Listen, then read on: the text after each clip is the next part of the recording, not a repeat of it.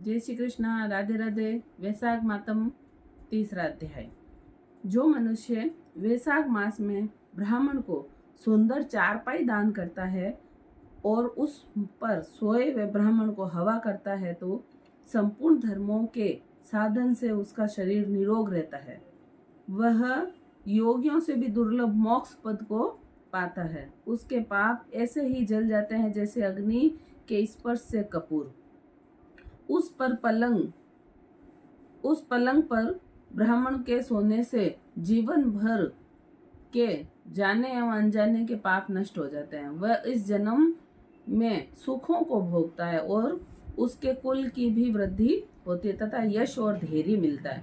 जो वैशाख मास में ब्राह्मण को सुंदर तकिया दान करता है उसके सभी पाप नष्ट हो जाते हैं और बिना उसके मनुष्य सुख पूर्वक सो नहीं सकता और पृथ्वी का राजा राज्य भोगता हुआ 7 जन्मों तक सुखी, धर्मपरायण तथा विजय रहकर अपने सातों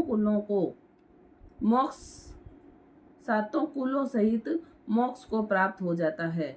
जो वैशाख मास में चटाई या आसन का दान करता है वह जैसे जल में पड़ी हुई वह भीगती नहीं, जल से अलग रहती है, वैसे ही वह मनुष्य संसार के सब धर्मों से अलग रहता है।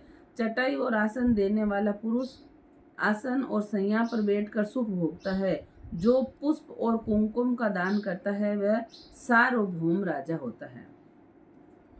जो जल से भीगी हुई चंपा और कुश का दान करता है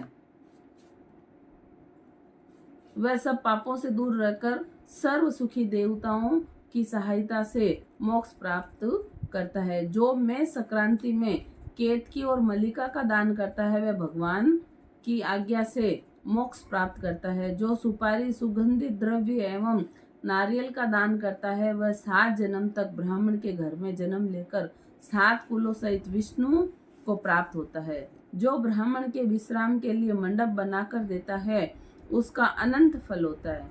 जो छाया मंडप बनाकर बालू गिरवाकर प्याऊ लगाता है वह स्वर्ग का भी स्वामी होता है। जो रास्ते में बाग, तालाब, कुआं, बावड़ी, प्याऊ आदि लगाता है वह मानो धर्म उसके पुत्र ही हैं। उत्तम शास्त्रों का सुनना, अति तीर्थ यात्रा, जलदान, सत्संग, अन्नदान, पीपल का वृक्ष लगाना तथा पुत्र यह समान ही हैं। ऐसी संतान देवताओं को भी दुर्लभ है।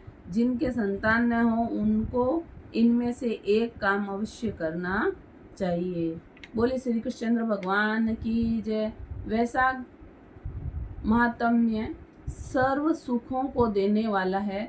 इसमें दान का महत्व और स्नान और तीर्थों में दान का महत्व अधिक बताया है। इसमें जल दान विशेषतः देना चाहिए।